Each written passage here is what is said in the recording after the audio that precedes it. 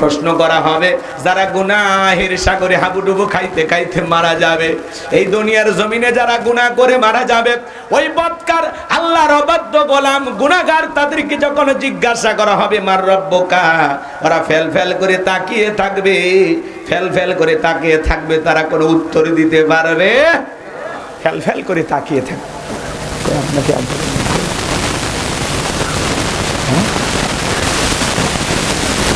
রাগ করে নাকি আপনারা? খারাপ লাগে? তাহলে যারা গুনাহ করে অন্ধকার কবরে যাবে এরা উত্তর দিতে পারবে? খারাপ লাগে? আমার ভাইরা সবাইকে যেতে হবে কবর। কবর কিন্তু বড় কঠিন জায়গা, কবর কিন্তু জায়গা ভালো না। কথা বলেন না কেন? একটা গান আছে, আপনারা শুনছেন?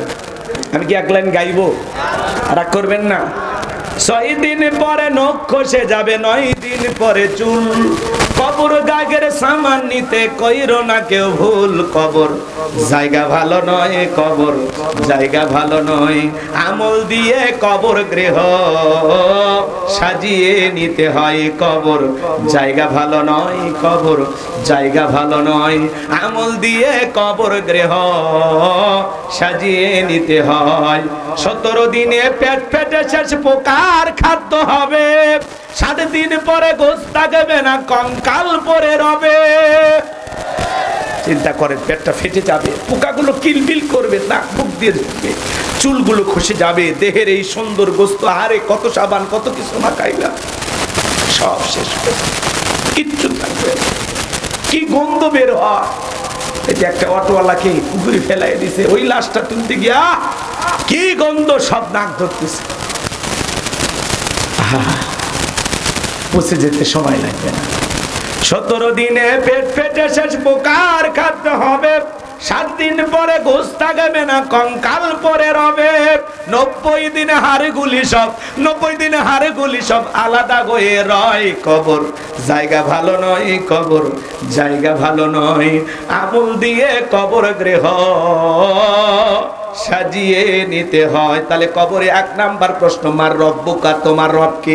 এই দুনিয়ার জমিনে যারা রবের গোলামি করেছে, আল্লাহর বিধান মোতাবেক চলেছে, রবের সাথে যাদের সম্পর্ক ভালো ছিল, মনে রাখবেন আপনি আমি যদি এই দুনিয়াতে গোলামি করি, এই গোলামির বেতন হলো জান্নাত। সুবহানাল্লাহ। আর বোনাস হলো জান্নাতীদের সাথে আল্লাহ তাআলা সাক্ষাৎ করবেন, দিদারে ইলাহি। মুমিন জীবনের সবচাইতে জান্নাতীদের আনন্দের বিষয়, বড় পাওয়ার বিষয়, আল্লাহ নিজে জান্নাতীদের সাথে সাক্ষাৎ করবেন। সুবহানাল্লাহ, জোরে বলেন। শুনে, যারা চাকরি করে আর ভাগ্যে তো বেতন বোনাস জোটে। এই দুনিয়াতে আসছি আমরা আল্লাহর গোলামি করার জন্য, তাহলে বেতনও পাবো, বোনাসও পাবো। কোন জায়গায়? পরকালে। কথা বলেন। এই দুনিয়ার ক্ষণিকের চাকচিক্য সুখ আমোদ প্রমোদ আমাদের দরকার নাই, আমাদের পরকালের অফুরান্ত সুখের দরকার আছে। যেই জীবনের শুরু আছে শেষ নাই, সেই পরকালের যাওয়ার জন্য কারা কারা নেক আমল করবেন? 2 হাত তুলে আল্লাহকে দেখান। আল্লাহ আমাদের সবাইকে 5 ওয়াক্ত নামাজি বানায়া দেন। আল্লাহ আমাদের সবাইকে তার গোলামি করার তৌফিক দেন। জোরে বলেন আমিন। হাত নামান। তাহলে কবরে 1 নাম্বার প্রশ্ন, মার রব্বুকা। রুহের জগৎ থেকে শুরু করে দুনিয়ার জীবনে সব জায়গায় পরতে পরতে রব, কবরে ঢোকা মাত্র 1 নাম্বার প্রশ্ন, মার রব্বুকা, তুমি কার গোলামি করেছো? নেতার গোলামি করলে উত্তর দেওয়া যাবে না, গোলামি করতে হবে কার? মনে থাকবে? সাতক্ষীরাবাসী মনে থাকবে তো ইনশাআল্লাহ? আল্লাহ বলেন, ইন্নাল্লাযীনা ক্বালু রাব্বুনা আল্লাহ, নিশ্চয় যারা বলে আমাদের রব আল্লাহ। আমাদের রব কে? আরেকবার চিৎকার মেরে বলেন, আমাদের রব কে? আল্লাহ আমার রব, রবই আমার সব। বান্দার চাওয়ার আগে সব চাওয়া পূরণ করে দেন তিনি কে? আল্লাহ। আপনার আমার জীবনের সব চাওয়া পূরণ করে দেওয়ার ক্ষমতা আল্লাহর আছে না নাই? আল্লাহ আমার রব, এই রবই আমার সব, আমি তার গোলাম হতে চাই। এবার শোনেন, এই পৃথিবীর ভূখণ্ডে আল্লাহ যখন মানুষকে একটু জিরো থেকে হিরো বানায়, সামান্য একটু ক্ষমতার চেয়ার দেয়, নিজেকে আনা রব্বুকুম আলা বলে দাবি করেছিল এই পৃথিবীর ভূখণ্ডে। কথা বলে না কেন? এর নাম ছিল ফিরাউন। চাওয়ালা থেকে প্রধানমন্ত্রী বানায় কে? নিঃস্ব, কেউ নাই দুনিয়ায়, সব চলে গেছে। সেই মানুষটাকে প্রধানমন্ত্রী বানাইলে সেই মানুষটাও জুলুম করে। কথা বলে না কেন আপনারা? রাগ করেন? কিচ্ছু ছিল না, কেউ ছিল না তার পরিবার, তাকে যখন প্রধানমন্ত্রী আল্লাহ বানায়, সেই মানুষটাও চেয়ার পায়ে জুলুম করে। এই দেশের কথা বলতেছি না, আফ্রিকার কথা বলতেছি। রাগ করেন? নিঃস্ব অসহায় একটা মানুষকে আল্লাহ প্রধানমন্ত্রী বানায়, কিন্তু এই মানুষটা ক্ষমতার চেয়ারে বসে সে আল্লাহকেই ভুলে যায়। আবার বলে আমরা ফজর পড়ে কোরআন পড়ে দিন শুরু করি, আবার সুযোগ পাইলে আলেম ওলামাদেরকে হত্যাও করি। এই কথা কন না আপনারা? আমরা বারবার বললাম ম্যাডাম পদত্যাগ করেন। আল্লাহ বলে কিসের পদত্যাগ? এরা যে অন্যায় অপরাধ করেছে, শুধু পদত্যাগ না, আমি আল্লাহ এদেরকে দেশ ত্যাগ করতে বাধ্য করব। ইন্না বাতাসা রব্বিকা লাশাদীদ, আল্লাহর পাকড়া বড় কঠিন, আল্লাহ ধরে না পড়বে। কথা বলে ঠিক কি না? আছে আছে, বড় বড় কথা বলতে আছে। আমরা আগামীতে সিদ্ধান্ত নেব, আর যাই হোক কোন নারীকে এই দেশের প্রধানমন্ত্রী বানাবো না। আগামীতে যে দলেরই হোক পুরুষ প্রধানমন্ত্রী চাই, কারা কারা হাত তুলে দেখান। লিল্লাহে তাকবীর, লিল্লাহে তাকবীর, লিল্লাহে তাকবীর। আল কোরআনের আলো,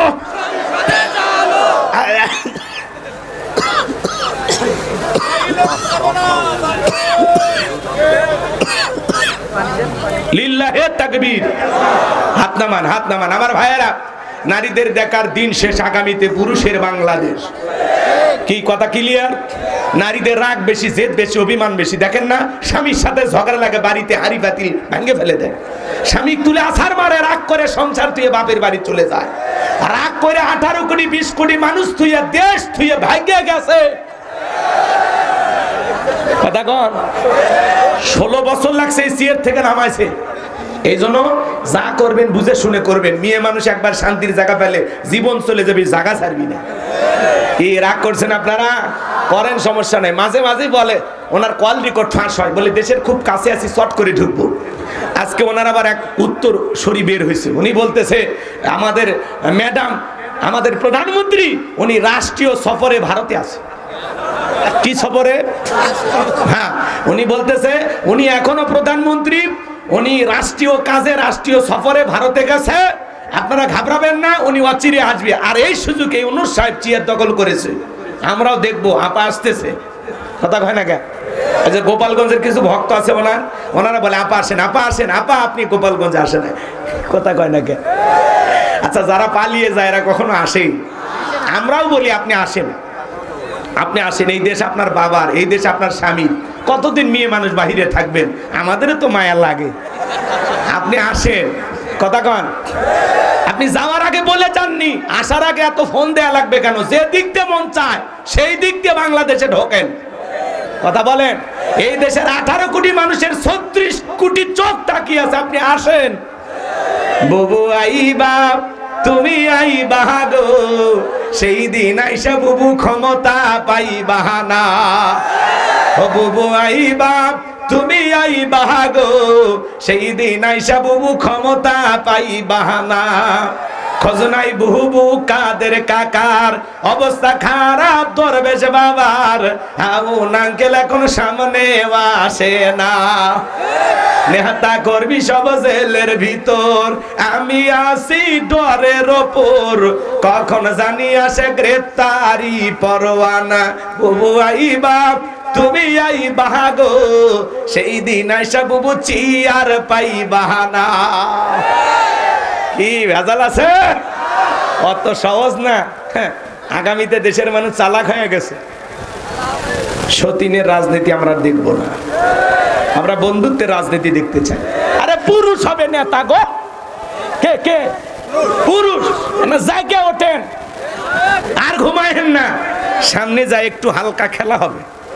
কি রাজি আছেন?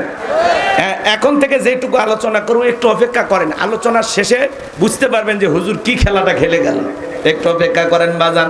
এই পৃথিবীর জমিনে অনেক মানুষকে আল্লাহ জিরো থেকে হিরো বানায়। এরকম একজন ব্যক্তি ছিল যার নাম হলো কাবুস, ভবঘুরে যুবক।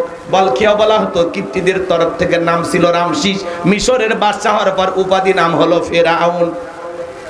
কয়েকটা মিনিট বলবো, রাগ করবেন না তো ইনশাল্লাহ? এদিকে আমার দিকে তাকান, মনোযোগ দিয়ে কথাগুলো শুনবেন বাজান। এ ছিল ভবঘুরে যুবক। ভবঘুরে যুবক মানে বোঝেন না, যারা এলাকায় কোনো কাজকর্ম পায় না, ইয়াবা ফেন্সিডিল গাঁজা মদ খায়, গাছক ধাক্কা মারে, কই ভাইজান সাইড দেন। বউ যদি দরজা খোলে, আমাকে বাপ তুমি ঢোলকা, কই মা তুমি বুঝবা না যে একটু বেশি পরিমাণে মাল খাসি। এরকম নেশাখোর আছে না নাই? সন্ধ্যাবেলায় ঘরের দরজা বন্ধ করে জিকির করে, ইজ্ঞবা ইজ্ঞবা ইজ্ঞবা। মা বাবা চিন্তা করে, বাবা রে বাবা, এটা কিসের ট্যাবলেট, জ্বর সর্দি গলা ব্যথা, কয় কিচ্ছু বোঝার দরকার নাই, টাকা দিয়ে নইলে তোর মাথা ভাড়াবো। পিতা মাতা বাধ্য হয় টাকা দেয়, আর ওই ছেলেটা ইয়াবা কিনে খায়। যুবক রে, মাদককে না বলো, যেই মুখে মা সেই মুখে মাদক তোলা যাবে না। যারা নিশাদ্রব্য পান করে, ইয়াবা, ফেন্সিডিল, গাঁজা, মদ, হিরোইন খায়, ওদের চেহারার দিকে তাকায় মানুষ সালাম দেয়, আর না দেখে বোঝে এটা টোকাই। কথা কথা ওর চেহারার দেখে বোঝা যায় এটা খোর। খোর কি কি, আর আগের শব্দটা কি হবে? নেশাখোর নাকি? আমাদের এলাকার কয় মালখোর। কথা কি বুঝছেন? রাগ করতেছেন মনে হয়। আমার ভাইয়েরা, দিল দিয়ে কথাগুলো বোঝার চেষ্টা করবেন। যুবক, তোমাদের পায়ে হাত দিয়ে অনুরোধ করে যায়, বলে যায়, খবরদার মাদক দ্রব্য পান করা যাবে না, নিশা দ্রব্য পান করা যাবে না। ওই টাকাটা জমাইয়া ইয়াবা, ফেজিল, গাঁজা, মদ খায়া না খায়া, বিড়ি সিগারেট না খাইয়া, ওই টাকাটা যদি জমায় বউকে প্রত্যেক মাসে একটা করে 3 পিস কিনে দিতে পারো, আর যাই হোক বছরে 12টা দিন অন্তত বাসরাত পাইবা। কথা কয় না কে? 12টা মাসে 12টা বাসরাত পাইবা। নতুন একটা 3 পিস দাও, মেয়ে মানুষ পাইলেই খুশি। হ্যাঁ, পরে পরে মহিলাদের কিছু টিপস নিয়ে আলোচনা করব, কিভাবে বইয়ের মন রক্ষা করে চলবেন।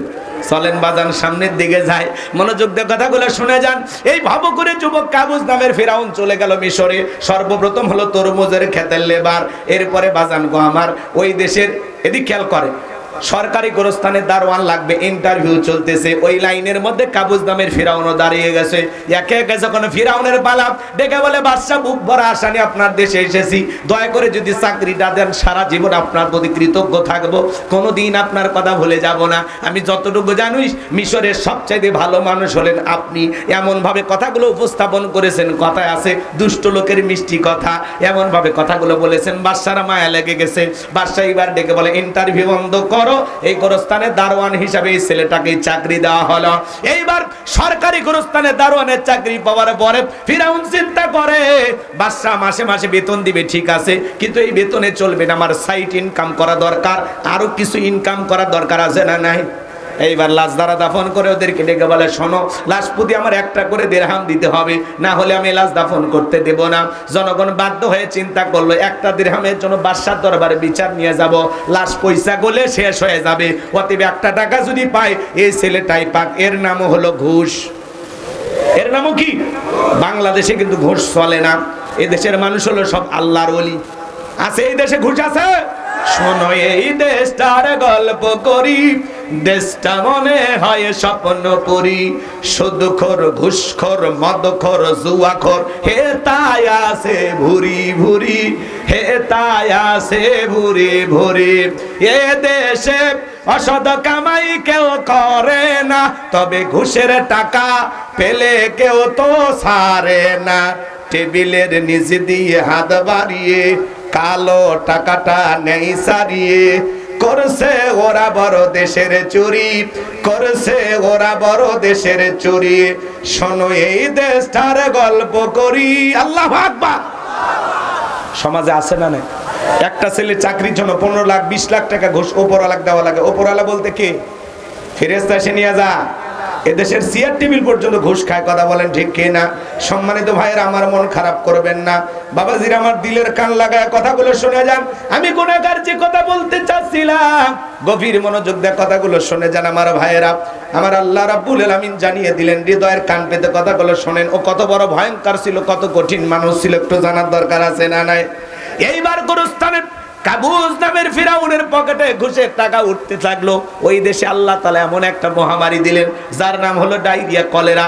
বাংলাদেশে কিন্তু 2020 সালে আল্লাহ একটা মহামারী দিয়েছিলেন, ধরো না ছুঁয়ো না, নাম হলো করোনা। বাবা করোনা রোগী হয়ে মারা গেছে, ছেলে বাবার লাশটাও দেখতে যায়নি, বাবার কবরে এক মুঠা মাটিও দেয়নি। বাবার সম্পত্তি ভালো লাগে, কিন্তু বাবারে ভালো লাগে? মায়ের করোনা হয়েছে, ডাস্টবিনে ফেলায় আসছে, জঙ্গলে ফেলায় আসছে। কথা বলেন ঠিক কি না? এই করোনা মহামারী এসে ভাইয়ের যখন হয়েছে আর এক ভাই দেখতে যায়নি, বন্ধুর হয়েছে আর এক বন্ধু দেখতে যায় না। স্বামীর করোনা হয়েছে, স্ত্রী কাছে যায়নি, স্ত্রী আলাদা রুমে, স্বামী আলাদা রুমে। একটা প্লেটে খাবার সাজায় লম্বা একটা বাঁশের লাঠি দিয়া ঠেলা দিয়া স্বামীর ঘরে খাবার ঢুকায়া দিয়েছে। স্বামী যখন সুস্থ হয়েছে তখন ডেকে বলে, জোসনার বাপ, আমি তোমারে কত ভালোবাসি জানো না গো। তাহাজ্জুদ পড়া সবে বরাতের রাতে কান্নাকাটি কইরা তোমার জন্য আমি দোয়া করছিলাম। এ কথা বলে আর আসল দিয়ে মুখটা মুছে দেয়। স্বামী তখন ডেকে বলে, জোসনার মাও, তুমি যে আমারে কতটুকু ভালোবাসো জানা হয়ে গেছে। আমি যখন অসুস্থ ছিলাম মনে করেছিলাম এই বুঝি জানালা খুলে চেহারাটা দেখায় দুইটা গল্প করবি, এই বুঝি দরজা খুলে আমার কাছে বসে দুইটা গল্প করবি, কিন্তু না না, মোবাইলে তোর ছবি দেখে চোখের পানি ছেড়ে দিয়ে কেঁদেছিলাম। একটা বাবার সাথে সাক্ষাৎ করলি না। আমার যদি কত ভালোবাসিস আমার বোঝা হয়ে গেছে। এই করোনা মহামারী বুঝা দিয়ে গেছে দুনিয়াতে কেউ কারো আপন না। স্বামী তখন বলে, বউ আমারে তুই কত ভালোবাসিস আমার জানা হয়ে গেছে। আমি যখন অসুস্থ ছিলাম আমারে তুই বাঁশ দিয়া খাওয়াইছিস। এই করোনা মহামারী বুঝা দিয়েছে দুনিয়াতে কেউ কারো আপন না। কথা বলেন। আপনি কি মনে করেন আপনি মারা গেলে দুনিয়া অচল হয়ে যাবে, আপনার পরিবার চলতে পারবে না? দূর মিয়া, ভুল ধারণা। আপনি মরে গেলে সব আপন গতিতে চলবে। ওই যে দেখলেন না, পাশেই লাশের খাটিয়া, পাশেই বিয়ে বাড়িতে মানুষজন খাওয়া দাওয়া করতেছে। আপনি যেদিন মারা যাবেন সেই দিনও আপনার আত্মীয় স্বজন খাওয়া দাওয়া করবে, আপনার পরিবার পরিজন ওই দিনও ভাত খাবে, নাস্তা খাবে। আপনি কি মনে করেন? পরিবার, আত্মীয় স্বজন এগুলো করতে করতে আপনি আমি অবাক হয়ে যাচ্ছি। মনে রাখবেন বাজান, এগুলো কেউ কখনো আপনার আমার আপন হতে পারে? সম্মানিত ভাইয়েরা আমার, দিল দিয়ে কথাগুলো বোঝার চেষ্টা করবেন বাজান। গভীর মনোযোগ দিয়ে গুনাহগারের কথাগুলো শুনে যান। আমি যে কথা বলতে চাচ্ছিলাম, হে যুবকের দল, হৃদয়ের কান পেতে গুনাহগারের কথাগুলো শুনে যাও। এই কাগজ নামের ফেরাউনের কাছে মহামারীর কারণে হাজার হাজার মানুষ মারা যায়, আল্লাহ দাপন হয়, একটা করে দিরহাম পকেটে ওঠে। টাকা পাইতে পাইতে এত টাকার মালিক হয়ে গেল, টাকা রাখার আর কোনো জায়গা নাই। বাদশার দরবারে চলে গেল, বাদশা আমার কাছে টাকা পয়সা হয়ে গেছে, এলাকায় যারা গরিব মানুষ খাজনা দিতে পারে, দুঃখী মানুষ খাইতে পারে না, আমি একটু তাদের খাজনা পরিশোধ করে দিতে চাই। বাদশা ডেকে বলে, বাবা এ তো ভালো উদ্যোগ, তোমার মতো ছেলে ঘরে ঘরে জন্ম নেওয়া দরকার। ঢোল পিটায় খবর দেওয়া হলো, হাজার হাজার গরিব দুঃখী মানুষ বাদশার দরবারে লাইন দিয়েছে, আর এই ঘুষ খাওয়ার টাকাগুলো দিয়ে জনগণের খাজনা পরিশোধ করে দিল। টাকা কার? জনগণের। খালি সিস্টেমে দিয়ে ফাও ফাও বাহাবা পাইতেছে। বোঝেন বোঝেন? এই যে আমাদের গাইবান্ধার আঞ্চলিক ভাষা একটা কথা বলে, মাছের তেল দিয়ে মাছ ভাজে। কি বোঝেন? বোঝেন তো? টাকা জনগণের, খালি সিস্টেমে দিয়ে ফাও ফাও জনপ্রিয়তা পাইতেছে। এইবার সমস্ত মানুষের খাজনা পরিশোধ করে দিল। আর জনগণ ডেকে বলে, আহারে রাজ্যের বাদশা যদি এই ব্যক্তি না হয়, গোরস্থানের ছেলেটা হইতো, না জানি আমাদের কপাল খুলে যেত। নির্বাচনের আগে একটু জনসেবামূলক কাজ করার দরকার আছে না নাই? আমার এলাকায় এক নেতা কাঁচা রাস্তা, বোঝেন, মাটি রাস্তা, ইট পাটতেছে। মানুষজন বলে, বাবা তুমি তো এখনো নেতা হন, ইট পাটতেছে। বলে, শোনেন, বৃষ্টি হওয়ার পরে যে কাদা হয়, আপনার ছেলে স্কুলে যাইতে পারে না, আপনার হাটে বাজারে যাইতে পারেন না, মাঝে মাঝে আপনাদের দুঃখের কথা মনে হলে রাতে আমার ঘুম আসে না। আছে না নাই? জনগণ বিশ্বাস করে নেতাকে যখন এলাকায় নির্বাচিত করে, নেতা তখন এলাকায় থাকে না, ঢাকা শহরে বান্ধবী নিয়ে ঘুমায়। কথা বলেন ঠিক কিনা? আর তাদের পিছনে আমরা স্লোগান দেই, 1.5 টাকার বিড়ি আর 3 টাকার চা খায়। কি স্লোগান? বল্টু ভাইয়ের চরিত্র ফুলের মতো পবিত্র, নামাজ পড়ে 1 ওয়াক্ত, গাঁজা খায় 5 ওয়াক্ত, ঘুম চুরিতে পাকা ভক্ত, শয়তানের 1 নাম্বার ভক্ত, হুজুরিদের জন্য খুবই শক্ত, চুষে খাই গরিবের রক্ত। পোস্টারে লেখা আছে গরিবের বন্ধু, ভোট দিয়ে দেখেন গরিবের কয় নাম্বার শত্রু। কথা কন। একটা বয়স্ক ভাতার কাঠ নিবের গেলে 2-1000 খায়। আছে না? আপনাদের এলাকায় নাই?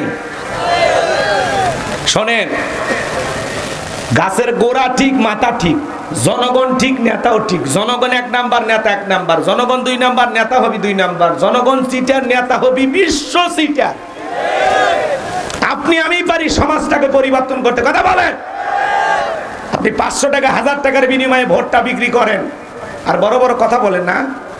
এক পাগল তেঁতুল গাছের নিচে হাত তুলে বলে, আল্লাহ এ তেঁতুল গাছের আশাই ফজলি আম দে, রংপুরের হাড়িভাঙ্গা দে, চাপাই নবাবগঞ্জের কাটিমং দে, নওগাঁ সাপাহারের আমরুপালি দে। আল্লাহ তখন বলে, এই পাগল চোখটা খুলে দেখ কোন গাছের নিচে দোয়া ধরেছিস। তেঁতুল গাছের নিচে দাঁড়াইয়া কিয়ামত পর্যন্ত আম চাইলে যেমন পাওয়া যাবে না, নির্বাচনের আগে 500 টাকা 1000 টাকার বিনিময়ে ভোটটা বিক্রি করে উমরের মতো নেতা চাইলে দেশে পাওয়া যাবে।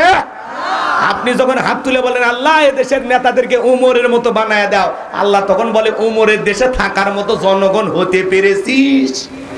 আগে নিজে ঠিক হ। কথা কয় না কে? ঠিক হওয়া দরকার আছে না নাই? তাহলে ভবিষ্যতে যা করবেন বুঝে শুনে করবেন। তালুকদার বংশের মতো কলিজা যদি বড় হয়, বাপের বেটা যদি হয়ে থাকেন, হাত তুলে কি ওয়াদা দিতে পারবেন যে হুজুর নির্বাচনকে কেন্দ্র করে জীবনে কোনোদিনই 1 টাকা কোনো নেতার কাছে নেব না? কি পারবেন তো ইনশাআল্লাহ? সৎ যোগ্য মানুষকে সমাজের নেতা বানাইতে হবে। বারবার লুটে বুটে খাবে, দেশটাকে চুষে খাবে, টেন্ডারবাজি চাঁদাবাজি সারাটা জীবন চলবে, এমন সমাজ আমরা চাই না। কথা বলেন? আমরা নতুন এক বাংলাদেশ দেখতে চাই, যেই বাংলাদেশে দুঃখী মানুষের পাশে নেতা দাঁড়াবে। নতুন বাংলাদেশ দেখতে চাই। দেশে কিসে হট্টগোল করেন কি? আশেপাশে কিন্তু অনেক কথা বলতেছেন, কথা বললেন না ভাই, খারাপ লাগে নাকি? আমার কথাগুলো কি খারাপ লাগে? আমি কি বলবো?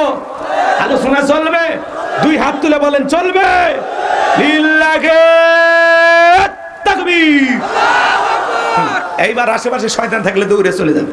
চলেন বাজার গো, আমার সামনের দিকে নিয়ে যায়। অনেক কথা বলতে মনে চায়, লম্বা করার কোনো সুযোগ নাই। সৎযোগ্য মানুষ সমাজের নেতা হবে, এমন নেতা দরকার যে মসজিদে ইমামতি করবে, রাষ্ট্রেরও ইমামও হবে।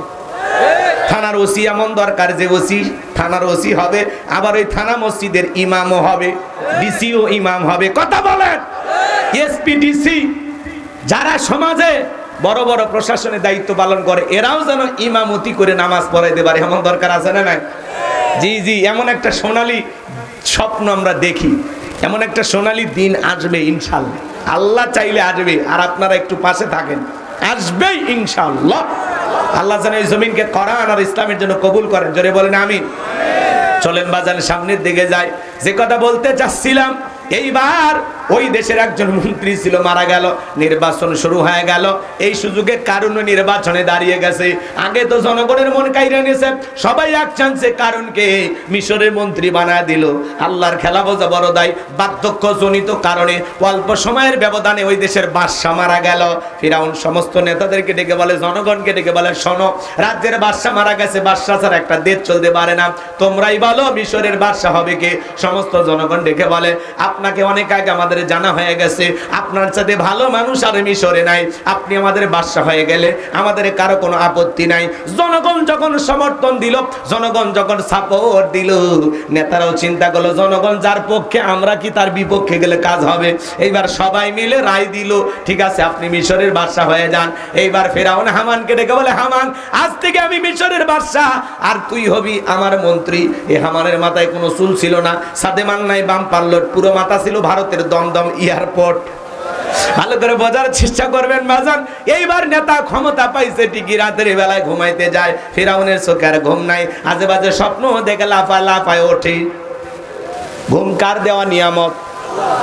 গরিব মানুষ রিক্সা চালায়, ভ্যান চালায়, আলু ভর্তা দিয়ে ভাত খায়, বউরে কোলে নিয়ে ঘুমায়, সার সিটের দিকে জমির আলের বৈশা ঘুমায় যায়, গাছের ছায়া ঘুমায় যায়, রেল স্টেশনে মাথার তলে ইটটা দিয়েও ঘুমায়। ঘুম কার দেয়া নিয়ামত? গরিবকে আল্লাহ স্পেশাল দুইটা জিনিস দিচ্ছে, একটা হলো ঘুম আর একটা খাওয়ার রুচি।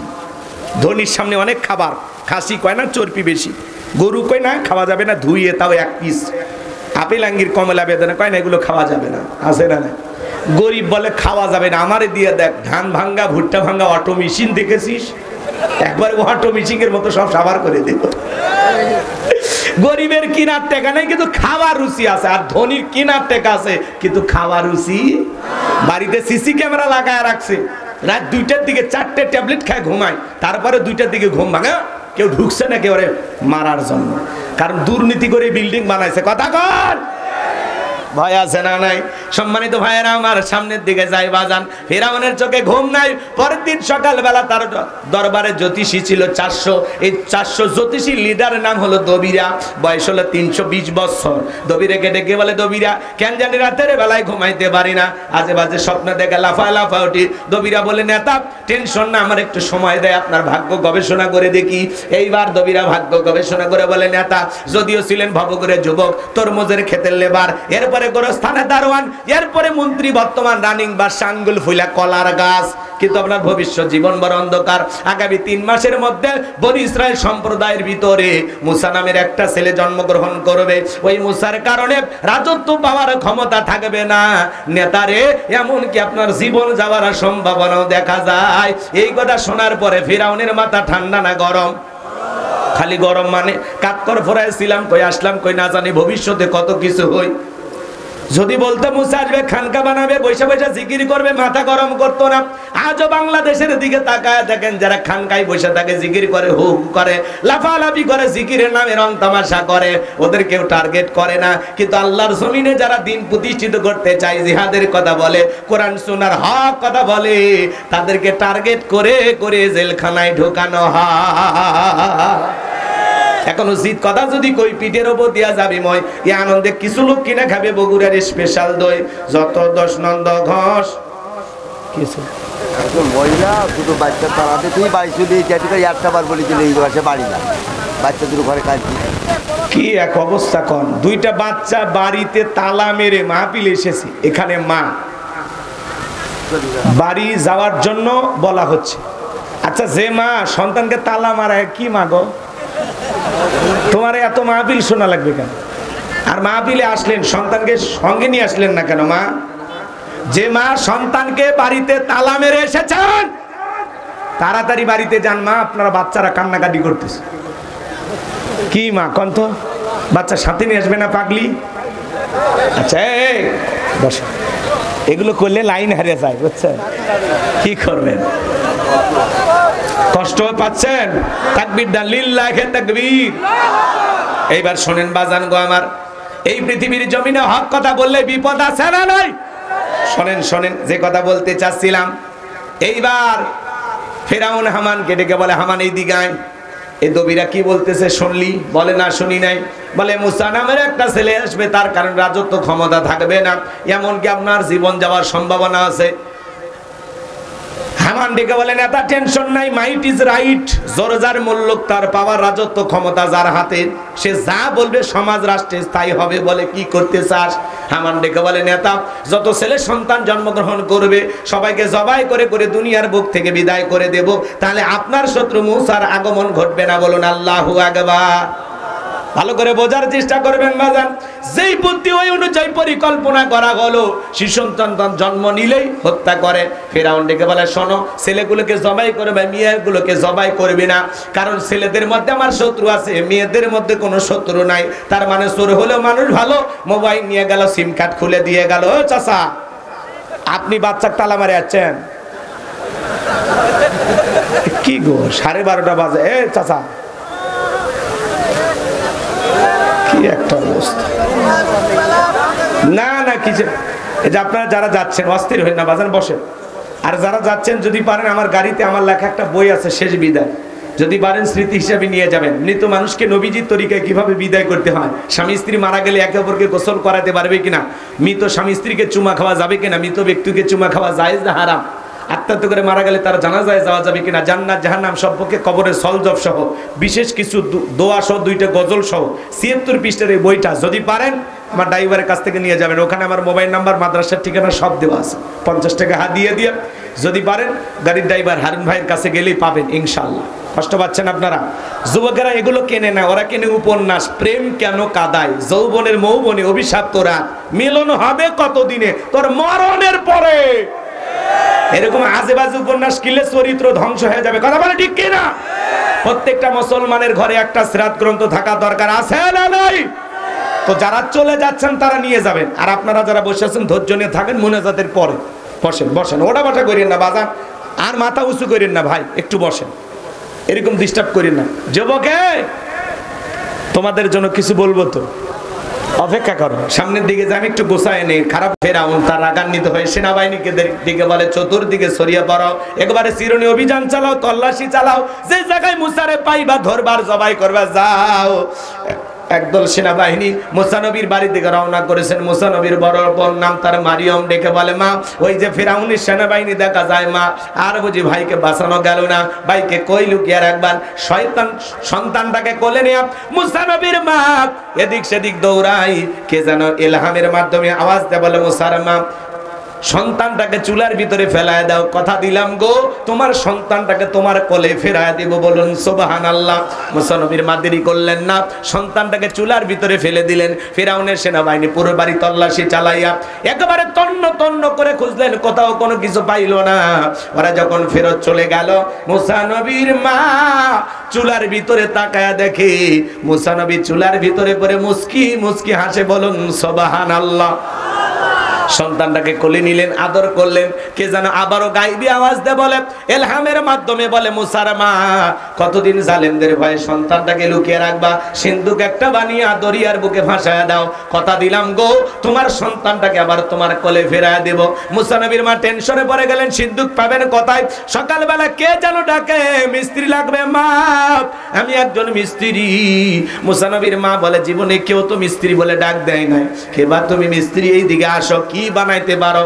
মিস্ত্রি ডেকে বলে, মা আপনি যদি মনে করেন আপনার একটা সন্তান আছে, সেই সন্তানটাকে সিন্দুকের প্রতি তুলে দরিয়ার বুকে ভাসায়া দিবেন, আপনি চাইলে আমি এরকম সিন্দুক বানায় দিতে পারে। মুসা নবীর মা ডেকে বলে, মিস্ত্রি তুমি তো আমার মনের কথা বলেছো, এইরকম একটা সিন্দুক কিন্তু আমি খুঁজতেছি। আল্লাহু আকবার, আরেকটু জোরে বলেন আল্লাহু আকবার। এইবার মিস্ত্রি ডেকে বলে, মা ভিতর থেকে পানি নিয়ে আসেন, যন্ত্রপাতি আছে ধার দেওয়ার জন্য পানি লাগতে পারে, আবার না হলেও চলবে। এইবার মুসা নবীর মা ভিতর থেকে পানি নিয়ে এসে দেখে মিস্ত্রি সুন্দর একটা সিন্দুক বানাইয়া দাঁড়িয়ে আছে। সিন্দুকটা হাতের মধ্যে দিয়া মিস্ত্রি শুধু দৌড়ায়, পেছন থেকে ডেকে বলে, মিস্ত্রি লোহার পয়সা কিনিবা না, কাঠের পয়সা কিনিবা না, তোমার পারিশ্রমিকের দামটা কিনিবা না। মিস্ত্রি ডেকে বলে, মা যারা বিপদে পড়ে আমি তাদের উপকার করি, বিনিময়ে টাকা পয়সা গ্রহণ করি না। মুসা নবীর মা ডেকে বলে, মিস্ত্রি এই বিপদের দিনে এত বড় উপকার করলা না, এত বড় উপকার করলা, টাকা পয়সাও নিলা না, অন্তত তোমার নামটা বলে যাও, মাঝে মাঝে তোমার কথা মনে হলে আল্লাহর কাছে আমি দোয়া করব। মিস্ত্রি ডেকে বলে, মা আমি দুনিয়ার সাধারণ কোনো মিস্ত্রি না, আমি আল্লাহর ফেরেশতা, আমার নাম হলো জিবরাইল। সিন্দুকের ভিতরে মুসা নবীকে তুলে দরিয়ার বুকে ভাসায় দিলেন। আর মেয়ে মারিয়মকে বলে, মা সিন্দুক বাঁচতে বাঁচতে কই যায় খবর নিয়ে আসবে। এইবার মুসা নবীর মা সিন্দুকটা যখন দরিয়ার বুকে ছেড়ে দিলেন, এই সিন্দুক ভাসতে ভাসতে চলে গেল ফেরাউনের ঘাটে। ওই দিন বিকেল বেলা ফেরাউন তার প্রিয়তমা স্ত্রী আসিয়া কিনে আসছে সমুদ্রের সৈকতে হাওয়া খাইতে। মাঝে মাঝে বউকে একটু ঘোরাফেরা করবেন, হালাল বিনোদন, কথা বোঝেন নাই? মাঝে মাঝে বউকে নিয়ে কক্সবাজারে চলে যাবেন, সমুদ্র সৈকতে দাঁড়িয়ে বলবেন, বিবি রে কি সুন্দর সমুদ্রের ঢেউ, পাশে দাঁড়িয়ে আছে আমার সোনা বউ, জানবে না তো কেউ। বউ খুশি হয়ে যাবে, বউকে বোরকা পরায়া পর্দা করায়া এখানে সেখানে একটু ঘুরতে নিয়ে যাবেন। মেয়ে মানুষ একটু ঘোরাফেরা করলে মনটা খুশি থাকে। বোঝে না, বোঝে না। বউকে নিয়ে একটু ঘোরাফেরা করবেন, যেখানে ভদ্রলোকেরা যায়, যাবেন তো? আমি কি বলছি যে যান কক্সবাজারে যা স্বামী স্ত্রী হাফ প্যান্ট পরে গোসল করেন, তাহলে গুনাহ হবে, কিন্তু পর্দা করে ঘোরাফেরা করলে গুনাহ হবে না। রাগ করেন নাকি আপনারা? এ বাজান, বউকে সময় দিবেন। এই যে আজকের দিনে বান্ধবীকে আই লাভ ইউ, প্রেমিকাকে আই লাভ ইউ বলে লাভ নাই। ঘরের প্রিয়তমা স্ত্রীকে 12টা মাস বলবা আই লাভ ইউ। মুমিনের ভালোবাসা 12 মাস, আর আমাদের তো ভালোবাসার ভিতর থেকেই জন্ম হয়েছে। কথা কয় না গো, বোঝেন না? আমাদের জন্ম হয়েছে কোথা থেকে? ভালোবাসার থেকে। মা বাবার ভালোবাসা, বৈধ ভালোবাসার থেকে তো আমাদের জন্ম হয়েছে, হয়নি? বোঝেন, আমাদের ভালোবাসা 12 মাস। 14ই ফেব্রুয়ারিতে যারা ভালোবাসা দিবস পালন করে, এটা ভালোবাসা দিবস না, এটা বিশ্ব বেহা দিবস। লন্ডন আমেরিকার মানুষ, ওরা ভালোবাসা টাইম পায় না, স্বামীর সামনে বয়ফ্রেন্ড নিয়ে ঘুমায়। কার নিয়ে ঘুমায়? বয়ফ্রেন্ড। স্বামীকে বলে, তুমি আজকে একটু বাড়ির বাইরে যাও তো। কে কি হয়েছে? আমার বন্ধু আসবে, তুমি আশেপাশে হোটেলে থাকো, আমি আমার বন্ধু কিনে বাসায় থাকবো। এত নির্লজ্জ, অসভ্য, বেহায়া। হাসতেছে হাসতেছে, একটু অপেক্ষা করেন, পরে সাইজ করবো না। রাগ করেন নাকি আপনারা? তাহলে মুসলমানের ভালোবাসা 12 মাস। হ্যাঁ, বউকে বলবেন আমি 12 মাস তোরে ভালোবাসি, বউকে বলবেন, বউকে, অন্য কোনো নারীকে না। রাগ করেন? চলেন বাজান গো আমার, সামনের দিকে যে আমি গুনাহগার যে কথা বলতে চাচ্ছিলাম, হৃদয়ের কান পেতে কথাগুলো শুনে যান। এইবার ফিরাউনের সেনাবাহিনী সিন্দুকটা তুলে নেতারা সামনে নিয়ে গেল। ফিরাউন ডেকে বলে, সিন্দুকটা খোলো তো দেখি। এইবার সিন্দুকটা যখন খোলা হলো, সবাই তাকা দেখা, হারে মনে হয় সিন্দুকের ভিতরে পূর্ণিমার চাঁদ উদয় হয়েছে। কি সুন্দর চেহারা, দেখে ভালো লাগছে। এইবার ফিরাউন ডেকে বলে, তোর উপরে আন, জবাই করে। এইটাই মুসা। আসিয়া বলে থামো, খালি মারা শিখছো, এতগুলো যে মারলা তাও কি শান্তি পাইলা না?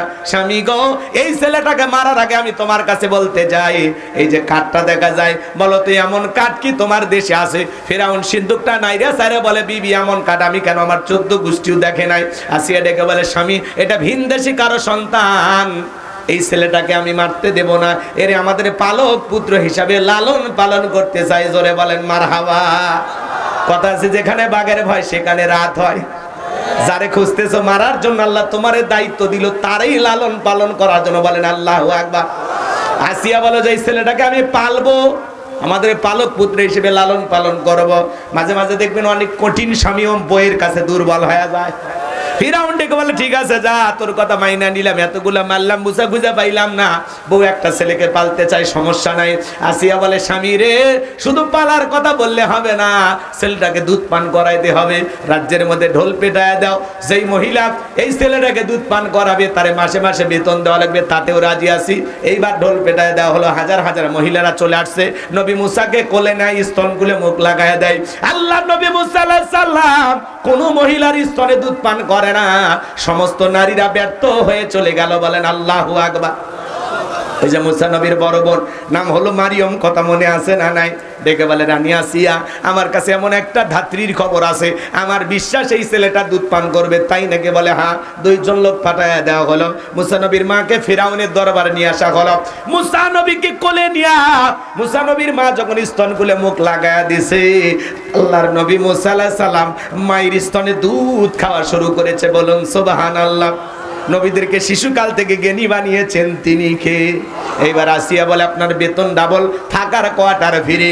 নবী মুসার মা ডেকে বলে, রানী আসিয়া, সন্তানকে যদি দুধ পান করাতে চান আপনার বাড়িতে নয়, সন্তান থাকবে আমার বাড়িতে।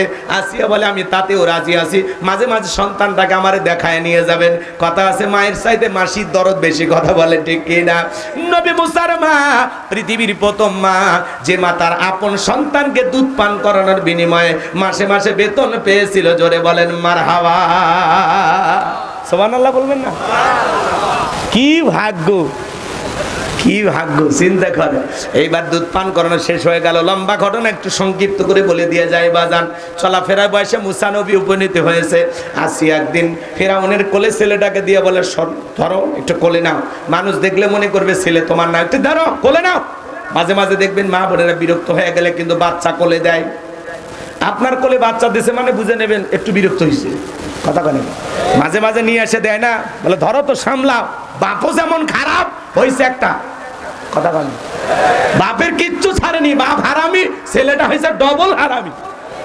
সন্তান খারাপ হইলে সব দোষ বাপের, আর ভালো হইলে মা যে ভালো, ভালো হলে সব গুণ তোমাদের, আর খারাপ হলে সব দোষ বাপের। বাপের 14 গোষ্ঠী উদ্ধার করে, ওর দাদা খারাপ, ওর চাচা খারাপ। কি কি কি রাগ করেন নাকি আপনারা? এইবার আসিয়া সন্তানটাকে কোলে দিয়া বলে, সন্তানটারে সামলাও, আমি একটু বাইরে গেলাম। এইবার বাজান গো আমার, মুসা নবী কি সুন্দর চেহারা, দেখে মায়া লাগছে। এইবার ফিরাউন চুমা খাওয়ার নিয়তে যখন ঠোঁটটা বাড়াইছে, কষি হাত দিয়া 12 নজরে এমন একটা থাপ্পড় লাগা দিয়েছে। থাপ্পড় খায়া ফিরাউন চিৎকার মেরে উঠছে। আশেপাশের লোকজন দৌড়ে আসে, বলে নেতা এত জোরে চিৎকার মেলেন, ব্যাপারটা কি? ছেলে যে থাপ্পড় মারছে, কথা জনগণকে বললে কি ইজ্জত থাকে? বলে আমার বাড়ি আমি চিল্লাইছি, তোদের কি ডাকছি, যা ঘর থেকে সরে যা। ওদেরকে দাঁড়িয়ে দেওয়ার পরে বিবিকে ডেকে বলে, আসিয়া আয় আয়, তাড়াতাড়ি করে আয়। আসিয়া বলে, কি হয়েছে? সারের মতো চিল্লাও কে? ওই চিল্লাবো না, এর চোখে মুখে যে আগুন দেখছি রে আসিয়া, এ মুসা ছাড়া কেউ না, তরবারি আন জবাই করি, পথের শত্রুটা দূর করি। আসিয়া বলে, ছেলে কি করেছে? ফিরাউন ডেকে বলে, বিবি রে, কেমনে যে তোরে বোঝাবো, এই ছেলেটা আমার গালে থাপ্পড় মেরেছে। আসিয়া বলে, ঢং করা জায়গা পাও না, এই ছোট মানুষ কোনোদিন থাপ্পড় মারতে পারে? ফিরাউন ডেকে বলে, বিবি রে, কেমনে বুঝাবো? গাল তো তোর ছিল না, গাল ছিল আমার। মজা কি আমি টের পাইছি, এর থাপ্পড়ের ওজন বুঝে দেয় এই ছেলেটাই ভবিষ্যতে মুসা হবে, এর চোখে মুখে সেই আগুন আমি দেখছি। বলেন আল্লাহু আকবার। এখানে আরো কিছু ঘটনা আছে, আমি আর বলতে পারলাম না। মুসা নবীর বয়স হয়ে গেল এবার 25 বছর। কয় বছর? 25 বছরের টকবগে যুবক, তাকায়া দেখেন কিপ্তি আর বনি ইসরাইলের মধ্যে লাগছে ঝগড়া। মুসা আলাইহিস সালাম যা বলে, কিপ্তি ফিরাউনের লোক, সব জায়গায় নেতার গরম দেখাস, এইদিকে আয়। এই কথা বলে কিপ্তিকে মারলেন একটা ঘুষি। ছোট ছোট পাতি নেতার গরম দেখেন না, আমাদের দেশে নাই, কিন্তু এটা অন্য দেশের কথা। কক্সবাজারে উকিয়াতে এক নেতা তার নেতার বাড়িকে দেখে বলতেছে, এই শাহজাহান সাহেবের বাড়ি আমার কাছে মক্কা। একটু জোরে কর না, নাউজুবিল্লাহ। এরা যে কায়দায় পাম্পট্টি তেল মাখা শুরু করছে, ভবিষ্যতে পিছলে যাওয়ার সম্ভাবনা বেশি।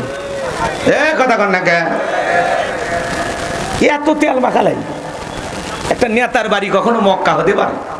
আপনি বলতে পারেন, প্রশংসা করেন, আমার নেতা আমার বাবার মতো, নেতার বাড়ি আমার ঘরের মতো বলেন। প্রশংসার আরো ভাষা আছে, কেন বলতে হবে এই নেতার বাড়ি মক্কা? এই বেটা, হাসি তামাশা করো না। নেতার প্রশংসা করতে গিয়ে হুঁশ থাকে না। নেতার বাড়িকে মক্কা বানায় দিলে, তাহলে উখিয়াতে ইয়াবা ট্যাবলেট কক্সবাজারে বেশি পাওয়া যায়, ওটা মানে খেজুর না। পাগলামি করার একটা সীমা আছে, লিমিট ক্রস করো না। প্রশংসা করো যে না, নেতাকে দেখলে আমার বাবার মতো মনে হয়, নেতার বাড়িটা মনে হয় আমার বাড়ি। থাক বেটা, নেতার বাড়িতেই থাক। কিন্তু প্রশংসা করতে গিয়ে নেতার বাড়িকে মক্কা বলবেন, এটা কিন্তু শোভা পায় না। সব জায়গায় সব ভাষা ইউজ করলে হিতে বিপরীত হয়। আর বেশি ওই যে কথা আছে, অতি ভক্তি চোরের লক্ষণ। কথা কয়, আমার মনে হয় এরা আফসোস লীগের সদস্য। রাগ করেন, সামনে যায়, কষ্ট হচ্ছে নাকি আপনাদের?